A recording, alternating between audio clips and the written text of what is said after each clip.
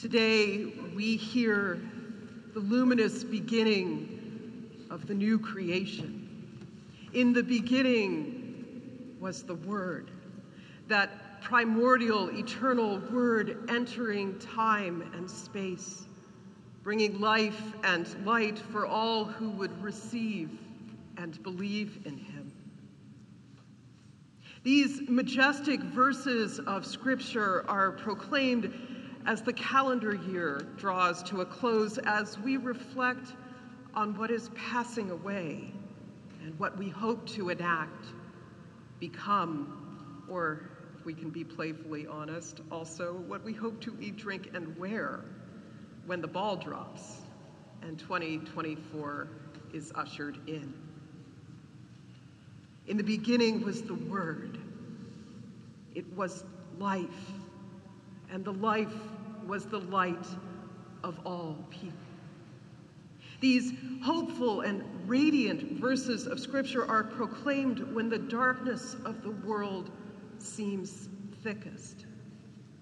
Not merely because the nights are long, but because we live with the scepter of war. Because many feel closer to the ends of their ropes than the beginnings of a new possible. We hear about Christ coming to dwell among us. The Scriptures literally say he came and pitched his tent among us. And yet we look out to a world where the vast majority of the population of Gaza, the victims of the attack on the 7th of October, not to mention the many refugees streaming towards our border, are displaced, as though there is no room, no home for too many of our neighbors. And while today's traumas are particular, they are also well precedented. Conflict, tumult, expulsion, and war loom large in the context of the Gospel's human authors and indeed in the Christmas story. From the beginning of time, the Spirit moves over the darkness of the deep. The darkness is there. From the first hours of Jesus' earthly life, the darkness is there. And the darkness did not, it has not, it will not overcome the light. But the luminous power of God, even now, the ultimate victory of light over darkness, does not obviate human hands from kindling that light, raising its banner. John the Baptist knew that. The human authors of the gospel knew that, and Jesus preached that. You are the light of the world. Let your light so shine. These scriptural references to light are about God-given wisdom and insight. They are about the fearless searching for the truth, about self-knowledge, about unveiling what is hidden and brightening the shadows.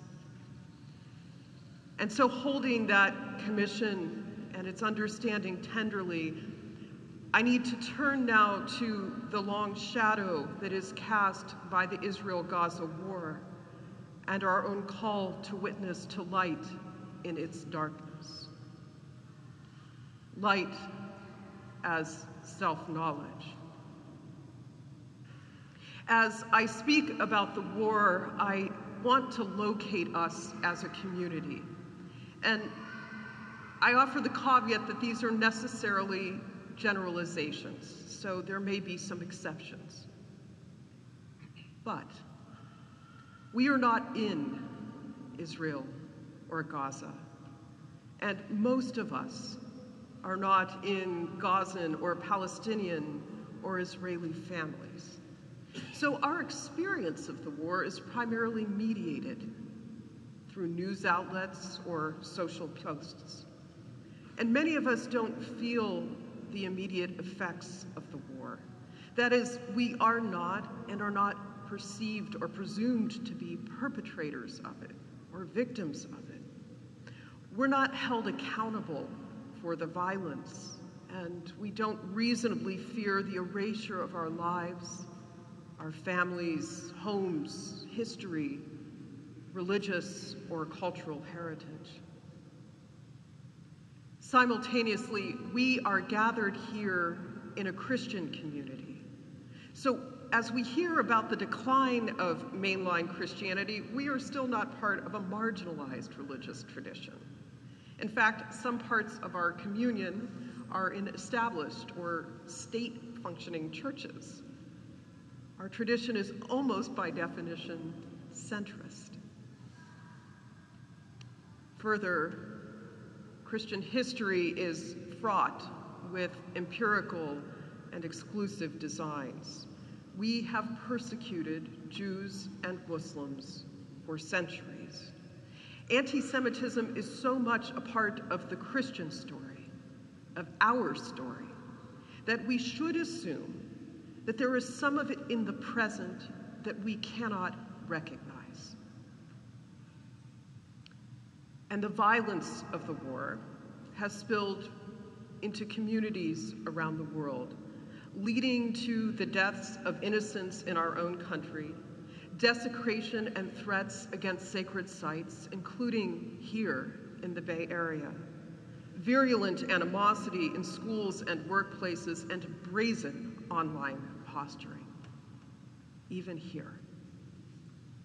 So light is about self-knowledge, but it's also about brightening the shadows. In the Sermon on the Mount, Jesus says, "No one, after lighting a lamp, puts it under the bushel basket, but on the lampstand, and it gives light to the whole house." Now, we can be confident that a little light goes a very long way, not just to one person, but to an entire household. At the same time, that light is finite.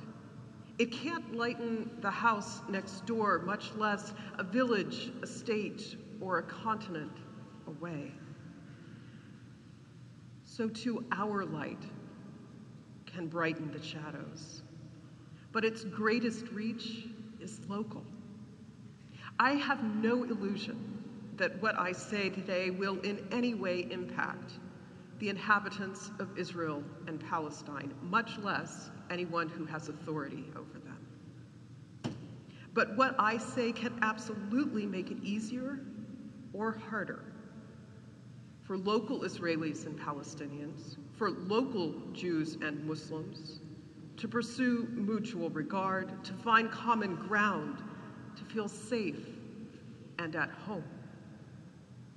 So where does our light actually reach? Light is God-given. And by virtue of being followers of Christ, our highest calling, our highest loyalty is to love, which cannot be partisan. The love to which we are called, yes, includes our neighbors and our friends. But Jesus asks, if you love those who love you, what credit is that to you? No, we are also to love our enemies, our detractors, those who hate or persecute us, and those who have no one else to love them. Ours is to love them like they are our very own.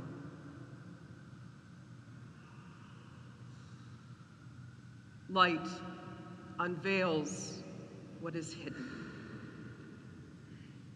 Hidden beneath the decades of hostility between Israelis and Palestinians, between competing truths and claims, beneath the internal and external threats to existence, is a shared reality of grief, passed down from generation to generation. For the last several years, Grace Cathedral has partnered with Combatants for Peace and others in an annual joint binational memorial for both Palestinians and Israelis who have died. I cannot tell you how countercultural the mere existence of this event is.